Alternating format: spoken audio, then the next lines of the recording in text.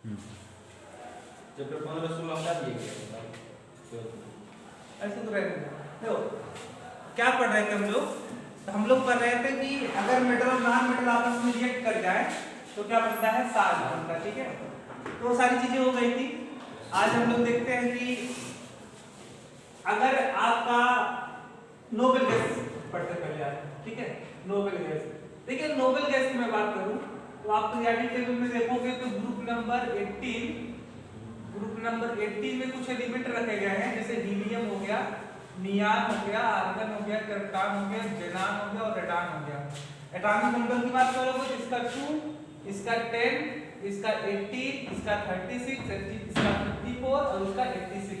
और electronic configuration करोगे तो 2 आ जाएगा, इसका 2 8, इसका 2 8 8 आ जाएगा और इसका हो जाएगा 2 8 88 और इसका 2 8 88। ठीक है, और इसका क्या आएगा 2 8 18 32 88 आ जाएगा। ठीक है, तो आप देख सकते हो अगर हीलियम की मैं बात छोड़ दूं, हीलियम की बात ही नहीं करूं मैं, बाकी चाहे नियान हो, आर्गन हो, क्रिप्टॉन हो, जेनान हो, रेडान हो, सारे केस में क्या है कि इसके वैलेंस शेल यानी आखिरी शेल में कितने इलेक्ट्रॉन है, 1 इलेक्ट्रॉन है। और बोहर एंड बरी का मॉडल बोलता है कि किसी भी एलिमेंट के वैलेंस शेल में 1 इलेक्ट्रॉन से ज्यादा इलेक्ट्रॉन नहीं हो सकता, और 1 इलेक्ट्रॉन से अगर ज्यादा इलेक्ट्रॉन नहीं हो सकता वैलेंस शेल में। और यहाँ पे क्या है, हर एक वैलेंस शेल जितने भी एलिमेंट यहाँ पे लिखे गए हैं सारे के सारे एलिमेंट के वैलेंस शेल में 8 इलेक्ट्रॉन है। इसका मतलब हुआ कि ये बोहर एंड बरी के मॉडल से क्या कर रहे हैं, फॉलो कर रहे हैं। अगर ये बोहर एंड बरी मॉडल को फुलफिल कर रहे हैं, इसका मतलब क्या हुआ कि स्टेबल है। ठीक है, क्या है, स्टेबल। और हीलियम क्यों स्टेबल है जबकि इसके वैलेंस शेल में 8 इलेक्ट्रॉन नहीं, इसलिए क्योंकि हीलियम के पास 2 इलेक्ट्रॉन है और दोनों इलेक्ट्रॉन फर्स्ट ऑर्बिट में चला गया। 2 ही इलेक्ट्रॉन है, दोनों चलेगा फर्स्ट ऑर्बिट पे और कंप्लीटली फर्स्ट ऑर्बिट को फुलफिल कर दिए, कंप्लीट कर दिए। ठीक है, यानी हीलियम के लिए क्या है ना, दिक्कत ये है कि हीलियम के लिए यही फर्स्ट ऑर्बिट है और यही लास्ट ऑर्बिट है, और लास्ट ऑर्बिट आप ये समझिए कि कंप्लीट फिल है, इसलिए क्या है ये नोबेल गैस के कैटेगरी में रखा गया है। ठीक है, इसके लिए यही फर्स्ट ऑर्बिट है, यही सेकंड, यही लास्ट ऑर्बिट है। और कोई भी लास्ट ऑर्बिट अगर आपका कंप्लीटली फिल है, कंप्लीटली फिल का मतलब बोहर एंड बरी के मॉडल से, तो क्या है, वो स्टेबल है। इसीलिए क्या है, ये सारे नोबेल गैस है। ठीक है, इनका और एक और नाम है इनर्ट गैस। इनर्ट गैस इनका इसलिए बोला जाता है क्योंकि ये किसी से रिएक्शन नहीं करते हैं, ये किसी से रिएक्शन नहीं करते हैं और रिएक्शन नहीं करेंगे, इसलिए इनका नाम इनर्ट गैस है। लेकिन नोबेल गैस और इनर्ट गैस में बात की जाएगी तो इन एलिमेंट का नामकरण जो है, नॉमेनक्लेचर करना, नोबेल बोलना कि इनर्ट बोलना, कौन सा ज्यादा सही है, तो इनका नाम बोलना कैसा, क्या बोलना, नोबेल गैस बोलना ज्यादा अच्छा है दैन इनर्ट, क्योंकि इनर्ट का मतलब होता है इनएक्टिव। लेकिन बाद में आजकल खोजे जा चुके हैं किसके, जेनान के कंपाउंड, यानी जेनान रिएक्शन कर लेता है, क्या कर लेता है, रिएक्शन। वो उसके पीछे अलग रीजन है क्यों करता है। हीलियम तो बिल्कुल भी नहीं करेगा, तो कभी नियान का देखा गया ना आर्गन का देखा गया, ये जेनान जो है जेनान का देखा गया है कंपाउंड, बाकी और किसी का नहीं देखा गया है। ये तो रेडियो एक्टिव होता है रेडान, इसकी बातें छोड़ दो, जो रेडियो एक्टिव होते हैं उनमें कोई रिसर्च नहीं करता उनसे, क्योंकि वो रेडिएशन निकालते हैं, वो क्या कंपाउंड बनाएंगे। ठीक है, लेकिन जेनान का खोज जा चुके हैं, इसलिए अब ये बात गलत, मतलब ये कहना कि इनर्ट और इनएक्टिव होता है, थोड़ा सा क्या हो जा रहा है, यहाँ पे दिक्कत आ जा रही है, इसलिए हम बोलते हैं नोबेल गैस। ठीक है, नोबेल इसलिए बोला जाता है क्योंकि इनके जैसा बनने के लिए हर एक एलिमेंट की इच्छा होती है।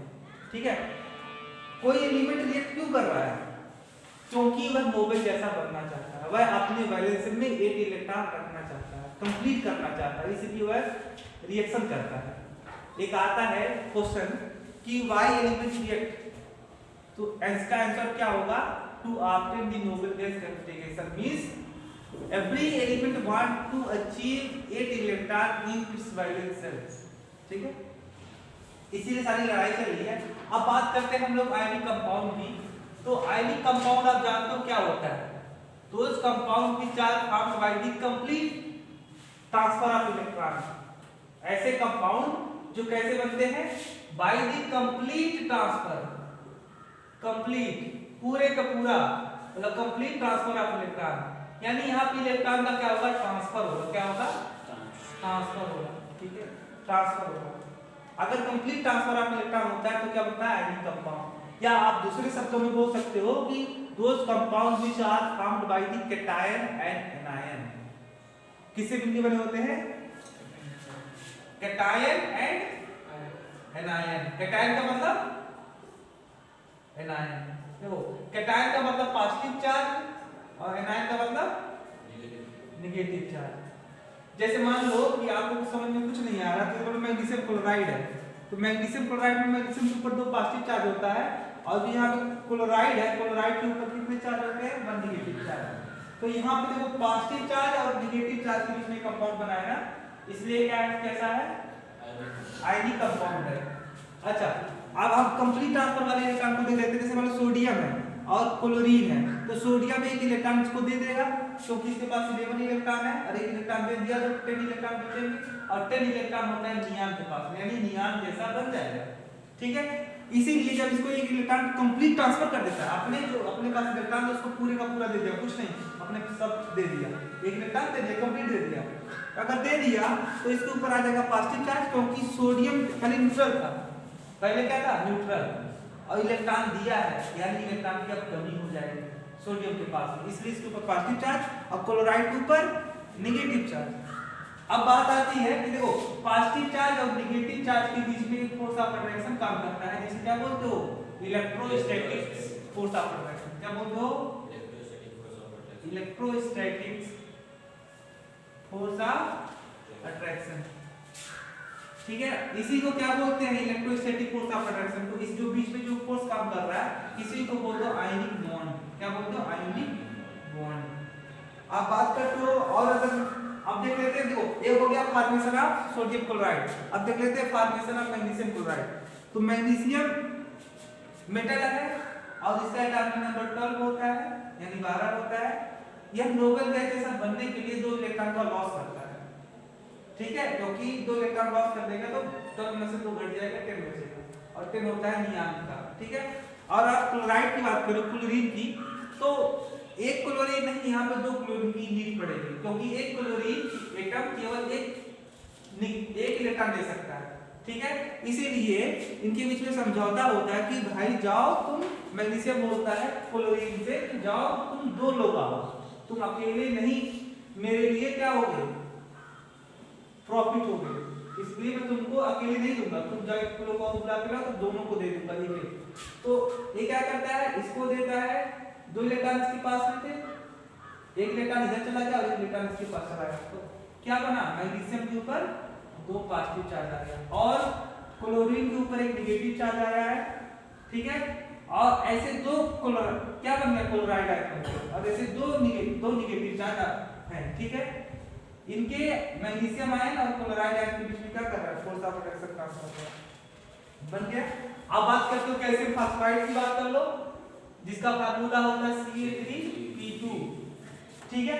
कैल्शियम की भी वैलेंसी कितनी होती है? 2। कैल्शियम भी 2 इलेक्ट्रॉन देना चाहता है, तो कैल्शियम ऐसे कितने कैल्शियम? 3 कैल्शियम। अब फास्फोरस के पास कितने? देखो फास्फोरस की बात करोगे तो फास्फोरस का एटॉमिक नंबर 15 होता है, 285। अब इसको अपने वैलेंस में 8 इलेक्ट्रॉन कंप्लीट करें तो 3 इलेक्ट्रॉन क्या करना पड़ेगा? एक्सेप्ट करना पड़ेगा। एक फास्फोरस मान लो इधर है, एक फास्फोरस इधर है, इसके वैलेंस में कितने इलेक्ट्रॉन? 5। इसके वैलेंस में 5 इलेक्ट्रॉन। अब इसके पास 2 इलेक्ट्रॉन, इसके पास 2 इलेक्ट्रॉन, इसके पास 2 इलेक्ट्रॉन, दोनों इलेक्ट्रॉन इसको दे दिया। अभी भी इसके पास एक इलेक्ट्रॉन की कमी है, एक इलेक्ट्रॉन इसने दे दिया और एक फिर इसके पास चला गया और ये दोनों इसके पास चले गए, ठीक है। ओवरऑल क्या बनेगा? कैल्शियम पे 2 पॉजिटिव चार्ज, लेकिन संख्या में कितने हैं? नंबर में 2। ऐसे फास्फोरस के ऊपर, एक फास्फोरस के ऊपर 3 नेगेटिव चार्ज आ रहा है, क्योंकि 3 इलेक्ट्रॉन एक फास्फोरस एटम ने एक्सेप्ट किए हैं, 3 नेगेटिव चार्ज। और ऐसे कितने हैं? 2 हैं, ठीक है। ये आपका क्या बन गया? Calcium phosphate, phosphide, calcium phosphate है, कैल्शियम फास्फाइड, ठीक है। इसी तरीके से आप बात करोगे और किसी अदर कंपाउंड का, जैसे एल्युमिनियम क्लोराइड, किसकी? एल्युमिनियम क्लोराइड AlCl3, तो एल्युमिनियम के पास में 13 इलेक्ट्रॉन है, यानी वैलेंस में 3 इलेक्ट्रॉन है, और क्लोरीन के वैलेंस में 7 इलेक्ट्रॉन। तो 7 इलेक्ट्रॉन अगर इसके पास है 2 2 4 5 6 7, ठीक है। ऐसे तीन क्लोरीन एटम इसको घेर लेंगे, सराउंड कर लेंगे और इससे इलेक्ट्रॉन मांगेंगे क्योंकि इलेक्ट्रॉन देना चाहता है, ठीक है। 3 2 5 6 7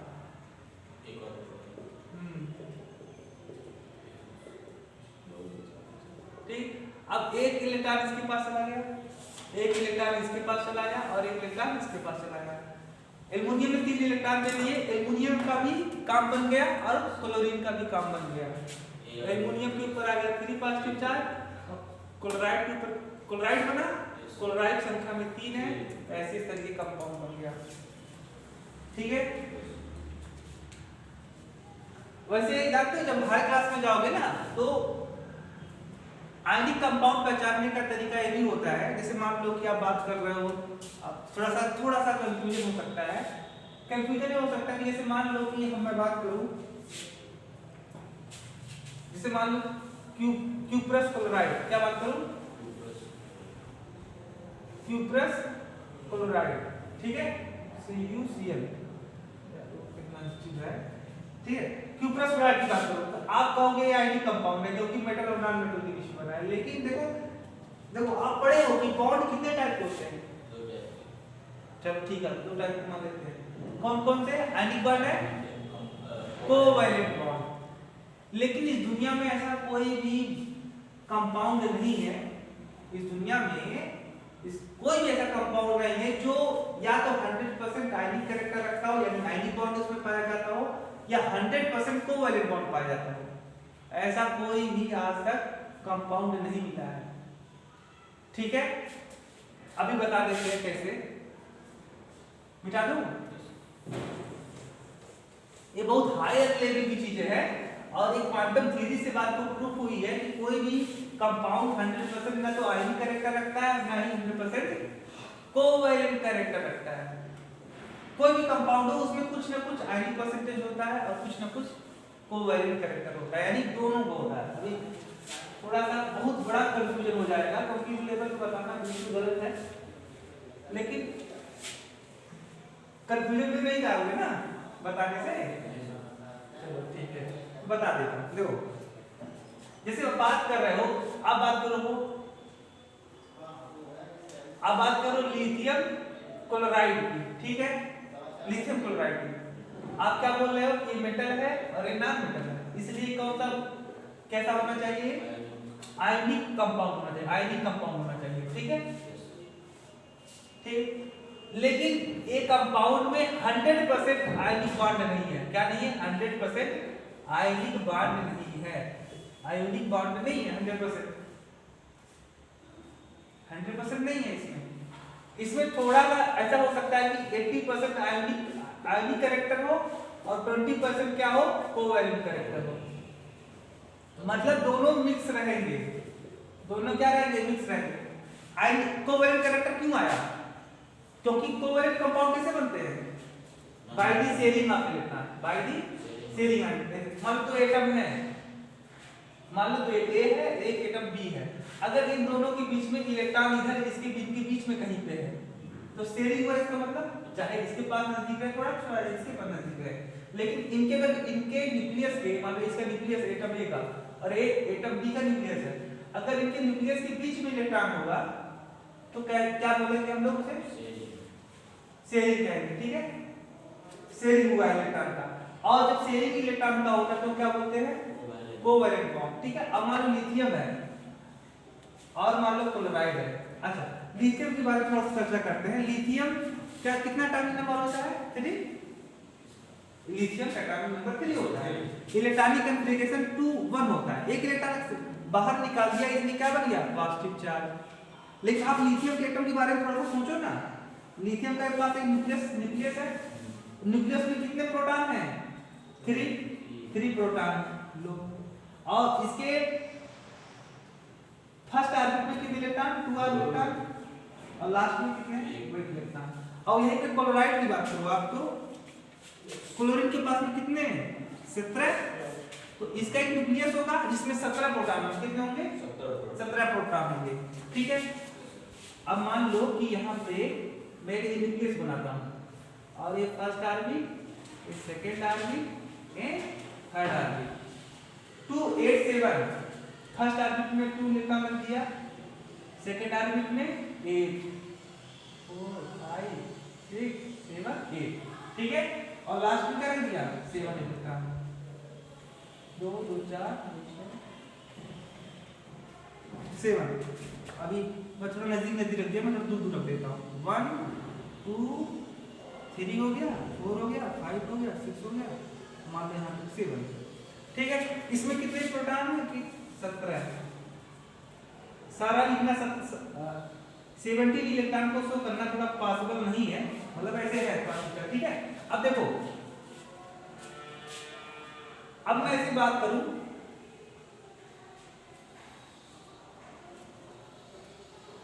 एक क्लोरीन को मैं क्लोरीन है वास्तव में, क्या है क्लोराइड आयन। क्लोराइड आयन में कितने इलेक्ट्रॉन होंगे लास्ट में 8 इलेक्ट्रॉन हो गए ना। नहीं सर, अरे 7 था इसमें दे दिया 8 इलेक्ट्रॉन हो गए। तो थर्ड वाले ऑर्बिट में यानी ये फर्स्ट है, ये सेकंड है, ये वाला थर्ड है। थर्ड में कितने इलेक्ट्रॉन है 8 इलेक्ट्रॉन। चलो ठीक है, मान लेते हैं 8 इलेक्ट्रॉन, 1 2 2 2 4 2 4 एक साथ निकाल। और लिथियम के ऊपर कितना चार्ज है, एक पॉजिटिव चार्ज, यानी इसके न्यूक्लियस में 2 प्रोटॉन है ना, इसके न्यूक्लियस में 2 प्रोटॉन है। और इसके जो फर्स्ट ऑर्बिट है, फर्स्ट ऑर्बिट में कितने इलेक्ट्रॉन 2 इलेक्ट्रॉन।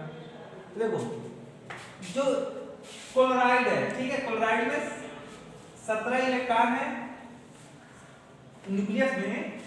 क्लोराइड आयन के न्यूक्लियस में 17 प्रोटॉन है और वैलेंस में इलेक्ट्रॉन है। तो देखो थर्ड ऑर्बिट में इलेक्ट्रॉन है ना, तो जो न्यूक्लियस है, न्यूक्लियस में positive charge, electron negative charge. तो यहाँ पे न्यूक्लियस का क्या है, वैलेंस जो इलेक्ट्रॉन उस पे क्या पकड़ है, इसको होल्ड करके रखा है, इसको ये बाहर निकलना चाहता है, लेकिन अट्रैक्शन के कारण अपनी तरफ खींच के रखा हुआ है। और जब अट्रैक्शन के कारण अपनी तरफ रखे तो इसलिए क्या है कि उससे दूर नहीं जा पा रहे हैं, ठीक है। अब देखो इसके ऊपर पॉजिटिव चार्ज है ना, ये पॉजिटिव चार्ज इसको तो होल्ड कर ही रहा है, इसको अपनी तरफ खींच के रखा है। प्लस यहाँ पे जो इलेक्ट्रॉन होंगे, यहाँ पे जो इसके आउटर मोस्ट ऑर्बिटल में इलेक्ट्रॉन डेंसिटी है, इलेक्ट्रॉन डेंसिटी, उसको भी चेंज होगा। एक बार न्यूक्लियस अट्रैक्ट करेगा नहीं करेगा, करेगा ना, तो इसके ऊपर पॉजिटिव चार्ज और इसके ऊपर नेगेटिव चार्ज, तो पॉजिटिव नेगेटिव के बीच में अट्रैक्शन होगा कि नहीं होगा। तो इसके इलेक्ट्रॉन को क्या करता है, अपनी तरफ थोड़ा सा क्या कर लेता है, मान लो कि इलेक्ट्रॉन डेंसिटी से ऐसे इलेक्ट्रॉन डेंसिटी इस पे है चारों तरफ, ठीक है, इसको थोड़ा सा खींच लेता अपनी तरफ, क्या कर लेता है इलेक्ट्रॉन डेंसिटी को, क्योंकि लूजली बाउंडेड है और ये अपने अट्रैक्शन फोर्स के नाते इसकी साइज छोटी है, इस पे इसका जो कैपेसिटी है, ठीक है, साइज छोटी होने के नाते और चार्ज होने के नाते यह इलेक्ट्रॉन डेंसिटी को अपनी तरफ खींच लेता है। तो थोड़ा सा इलेक्ट्रॉन डेंसिटी जो है ना, जो पहले पूरे ऑर्बिट में चारों तरफ से स्फेरिकली डिस्ट्रीब्यूटेड था, वो क्या आ जाता है, थोड़ा सा इधर आ जाता है, थोड़ा सा हल्का सा अपने रास्ते से क्या हो जाता है, डाइवर्ट हो जाता है। तो ये जो इलेक्ट्रॉन डेंसिटी पहले चारों तरफ ऐसे थी, अब इस न्यूक्लियस और इस न्यूक्लियस के बीच में आ जाती है ऐसे। यहाँ पे थोड़ा सा कंसंट्रेट इलेक्ट्रॉन डेंसिटी निकल करके, सारा इलेक्ट्रॉन डेंसिटी निकल के यहाँ पे आ जाता है, क्योंकि यहाँ पे अट्रैक्शन फोर्स मिल रहा है, ठीक है। इसलिए यहाँ पे देखो इसके बीच में इलेक्ट्रॉन आ गया। अब ये क्या होगा, थोड़ा सा कोवैलेंट कैरेक्टर का होगा, क्योंकि जब दो न्यूक्लियस के बीच में इलेक्ट्रॉन डेंसिटी होगी तो क्या बोलेंगे, कोवैलेंट बॉन्ड, ठीक है। समाचार में एक्सचेंज कर लीजिएगा, ठीक है। तो क्या हुआ कि इसलिए से मतलब काम की चीजें नहीं है अभी इस लेवल पे, तो कोई भी बॉन्ड से आयनिक नहीं होता है, कोई बॉन्ड कोवैलेंट नहीं होता, लेकिन जिसका कैरेक्टर ज्यादा होगा, हम बोलेंगे कि वह कंपाउंड से, इसमें कैरेक्टर क्या है, आयनिक परसेंटेज का ज्यादा है, यानी कि कंपाउंड कैसा आयनिक है, ठीक है। अब बात करते हैं हम लोग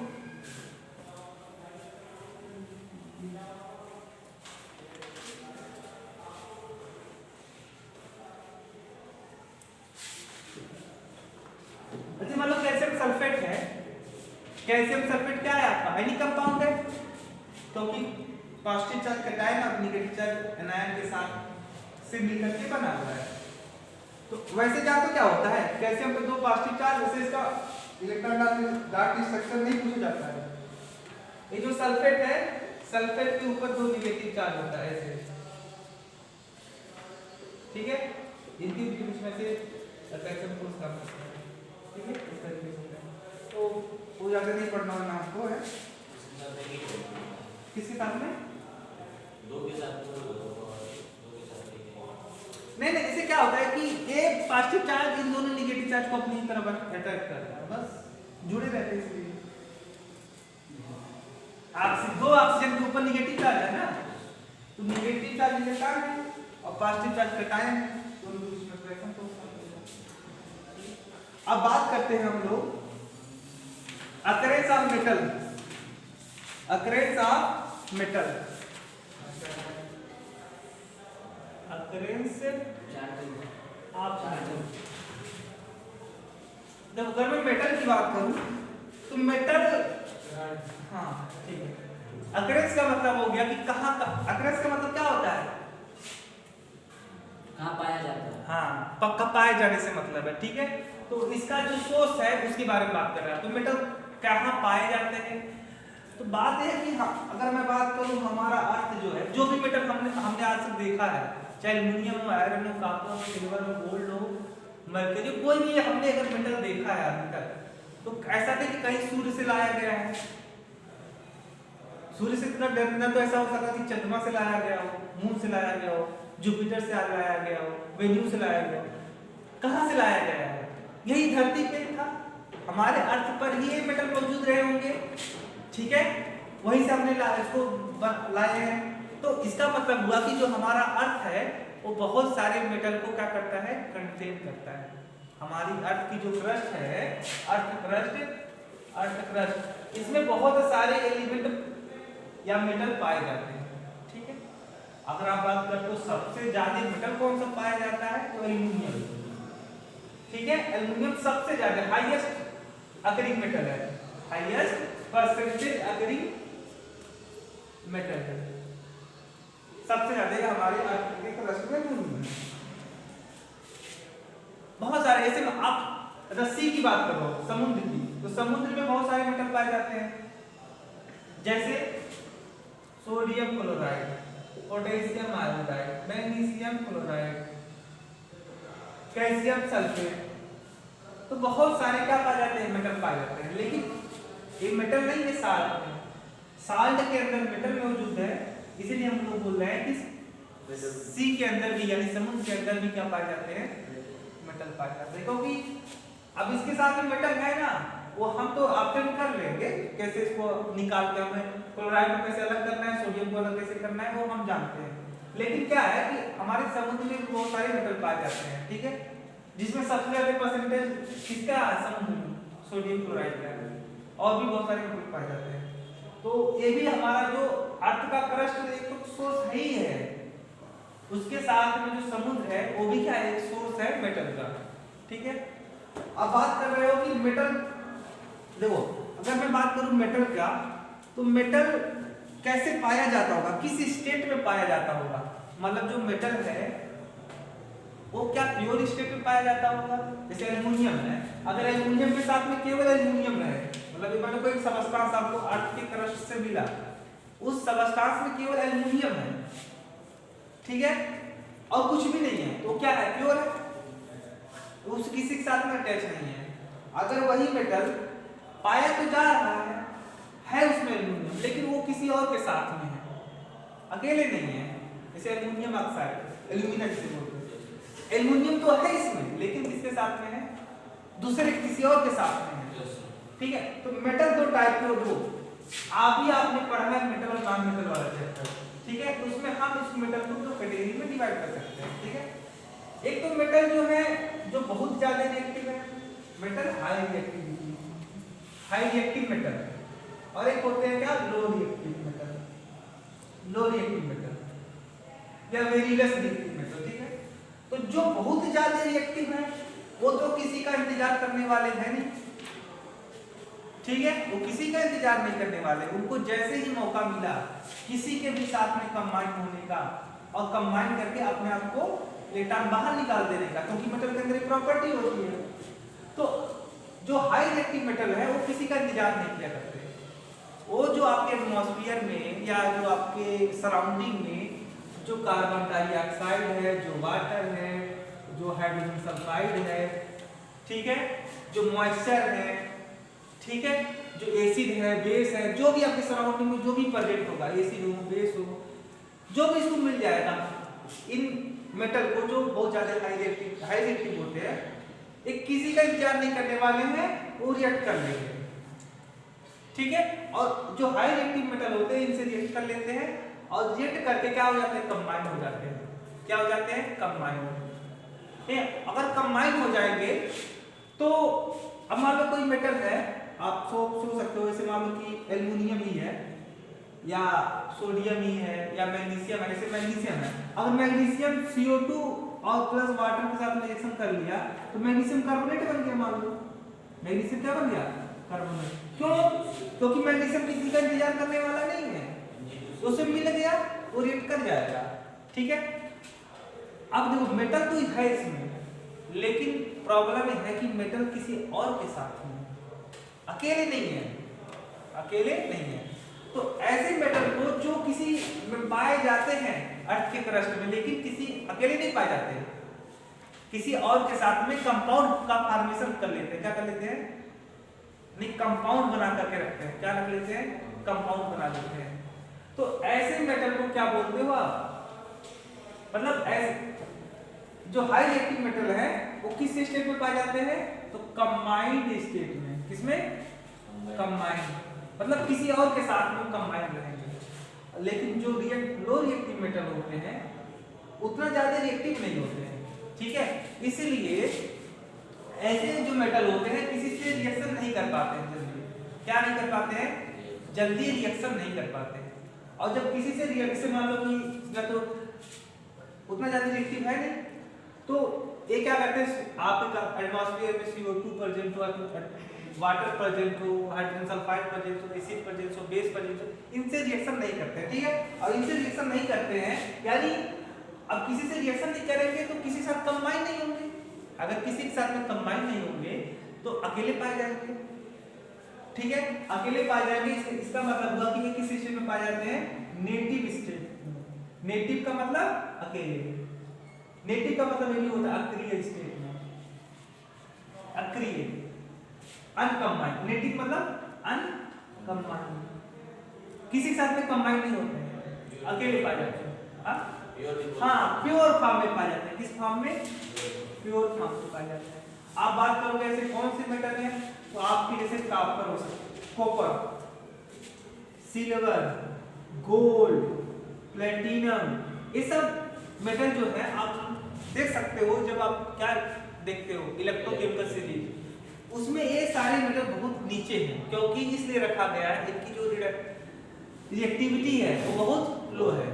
ठीक है, इसी कारण से इनको कहाँ रखा गया है, सबसे नीचे रखा गया है। ठीक है, देखो लेकिन गोल्ड और प्लेटिनम ये दोनों 100% जब भी पाए जाएंगे तो किसी के साथ में नहीं पाए जाएंगे, मतलब अनकंबाइंड स्टेट में पाए जाते हैं। अब ये दोनों जो मेटल हैं जिसमें सिल्वर है और कॉपर, सिल्वर और कॉपर, सिल्वर और कॉपर कभी कभी अनकंबाइंड स्टेट में पाए जाते हैं और कभी कभी कंबाइंड स्टेट में पाए जाते हैं। यानी ये दोनों का क्या है, कंबाइंड और अनकंबाइंड दोनों स्टेट में पाए जाते हैं। कौन, कॉपर और सिल्वर, ये दोनों कंबाइंड स्टेट में भी पाए जा सकते हैं और किस स्टेट में, अनकंबाइंड स्टेट में।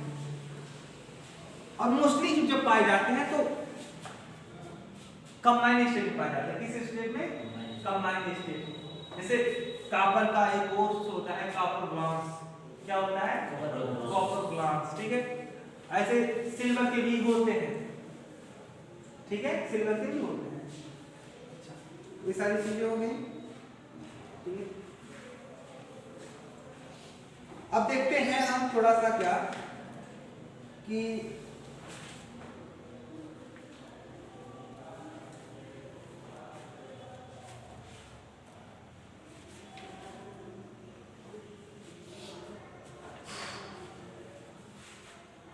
अच्छा, मेटल जब अर्थ के क्रस्ट में पाए जाते हैं तो कंबाइंड स्टेट में पाए जाते हैं जो रिएक्टिव मेटल है, और जो नहीं है वो अनरिएक्टिव स्टेट में पाए जाते हैं, अनकंबाइंड स्टेट में पाए जाते हैं।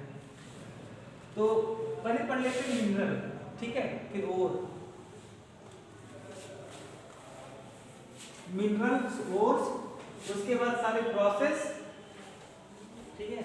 और ये प्रोसेस से 5 नंबर क्वेश्चन आते हैं कि कैसे आप अलग करोगे। जैसे क्या होता है ना कि जो रिएक्टिव मेटल है उनसे मेटल प्राप्त करने के लिए अलग प्रोसेस है, और जो लो रिएक्टिव मेटल है उनसे मेटल प्राप्त करने का क्या है, अलग प्रोसेस है, ठीक है। इसीलिए क्या होता है, हम अलग अलग प्रोसेस के बारे में चर्चा करते हैं। जैसे आप बात कर रहे हो मिनरल्स की, मिनरल्स का नाम तो आपने बहुत सुना होगा, मिनरल वाटर, मिनरल ये, मिनरल वो, है मिनरल तो बहुत सुना होगा। तो मिनरल्स का मतलब ये हुआ कि यहाँ पे मिनरल्स का मतलब क्या होगा, यहाँ पे मिनरल्स का मतलब ये हो रहा है कि natural occurring substance which contain metal with some impurity are called mineral। तो मैं एक बार देता हूँ, the natural occurring substance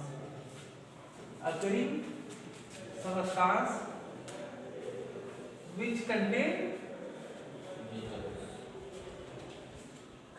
metal with some impurity are called क्या, मिनरल्स। यानी जो मिनरल्स होते हैं वो नेचर में पाए जाते हैं, नेचुरल अकरिंग सबस्टांस नेचर में पाए जाते हैं, ठीक है।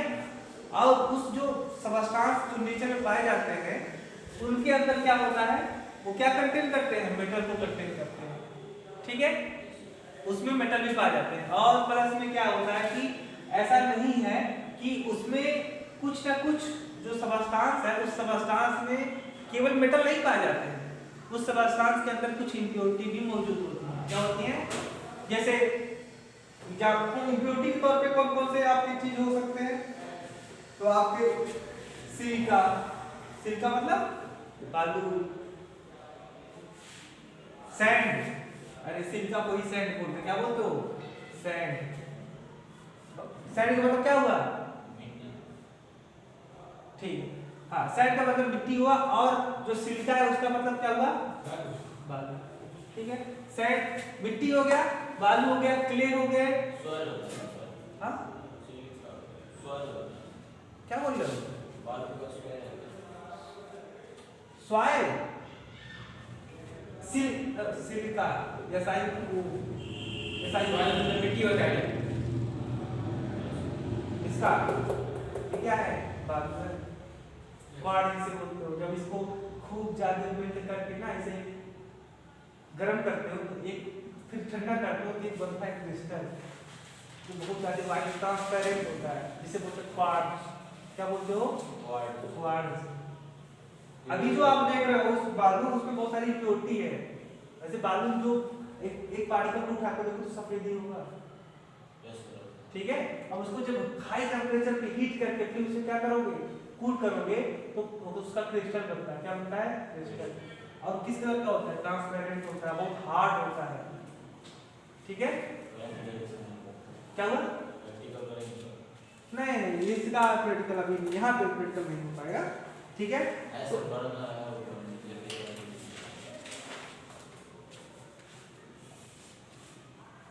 तो एक से क्या बोलते हैं, इन सारे ETC, उनके साथ में बालू होते हैं, मिट्टी होते हैं, क्ले का मतलब मिट्टी, गीला मिट्टी, हाँ। और उसके साथ में कुछ स्टोन्स भी हो सकते हैं भाई, कुछ पत्थर भी हो सकते हैं, ETC, ठीक है। इनके साथ में पाए जाते हैं। मिनरल्स की बात करोगे तो बहुत सारे मिनरल्स हैं, क्या है, बहुत सारे मिनरल्स हैं। अभी तो इसी के बारे में आपको पढ़ना है, कौन कौन सी मिनरल्स क्या है, तो सारा एक डाटा हम बनाएंगे कि इस मिनरल्स का क्या नाम है। तो बॉक्साइट का नाम तो बहुत सुना होगा, बॉक्साइट का जो फार्मूला होता है क्या होता है, Al2O3 into कितने H2O, 2 H2O, बॉक्साइट। ऐसे बात करोगे कॉपर ग्लास की, क्या, कॉपर ग्लास। ऐसे बहुत सारे होते हैं, आयरन पायराइड, ठीक है, जिंक ब्लेंडेड, फेडराइट, siderite, cinnabar, mercury sulphide, cinnabar, ऐसे बहुत सारे, ठीक है।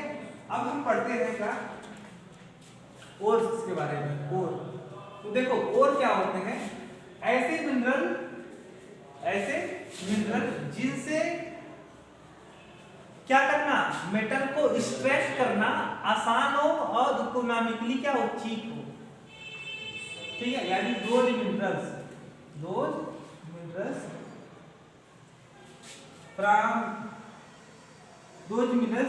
from which we can obtain metal क्या conveniently मतलब सुविधा हो, क्या हो, conveniently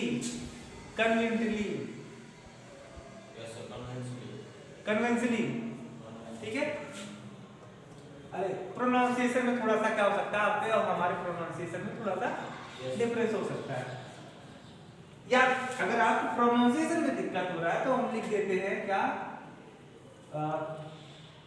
इजीली लिख सकते हैं, आसानी से हो जाए, और क्या हो जाए, एंड इकोनॉमिकली क्या हो, चीप हो, इकोनॉमिकली चीप हो।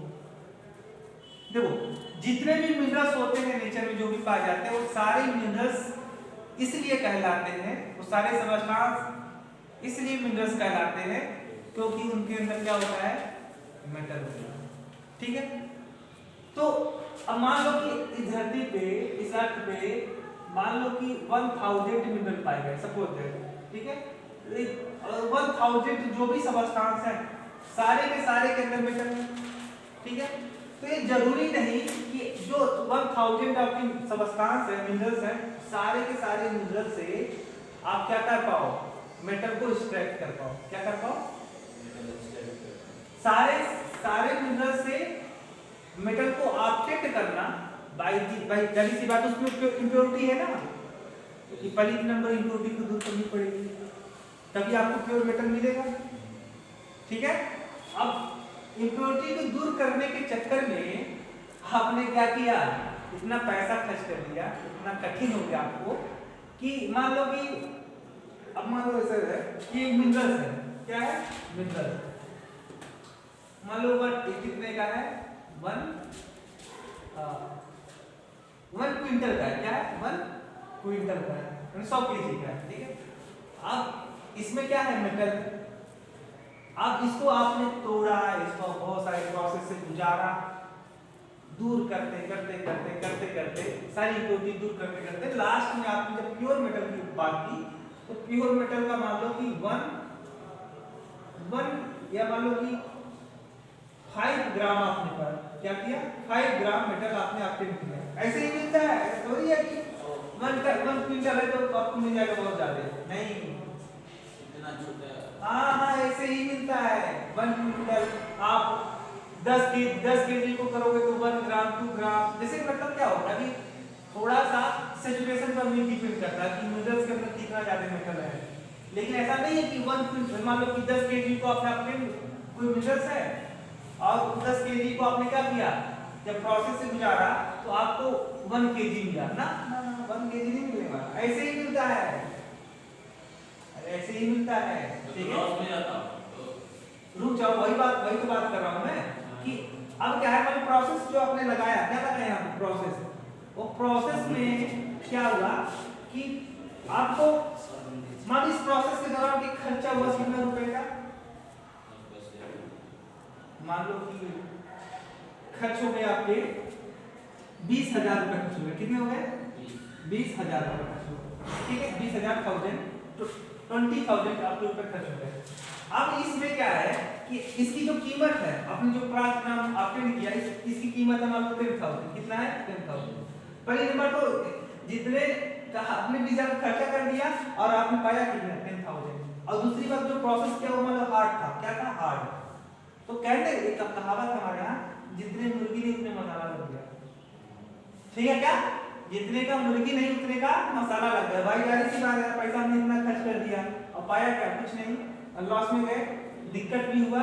इसलिए ये जो मिनरल्स है, ये मिनरल्स ओर्स नहीं कह रहा है, क्योंकि ओर्स का डिफिनेशन है कि ऐसे मिनरल्स जिनसे मेटल को ऑब्टेन करना क्या हो, आसान हो और क्या हो, पैसे भी कम खर्च लगे, ठीक है, पैसे भी क्या लगे, कम खर्च हो, ठीक है, ऐसे क्या बोलते हो, ore. It is not, it is mineral but it is not ore. तो सारे के सारे मिनरल्स ओर नहीं हो सकते, क्योंकि ऐसा जरूरी नहीं कि सारे के सारे मिनरल्स से आसानी से आप मिनरल को ऑब्टेन कर पाओ। सारे के सारे मिनरल्स ओर नहीं होते, लेकिन सारे के सारे ओर्स क्या होते हैं, मिनरल्स होते हैं। क्योंकि अगर कोई टीचर बना है तो पहले स्टूडेंट रह चुका होगा, तभी उस फेज से गुजर के गया है। अगर वो सब कहला रहा है यानी पहले मिनरल्स था। समझ आ रहा है? यानी हर एक टीचर क्या होता है कि स्टूडेंट होता है, वो वाला कहानी है इसमें। Thank you very much.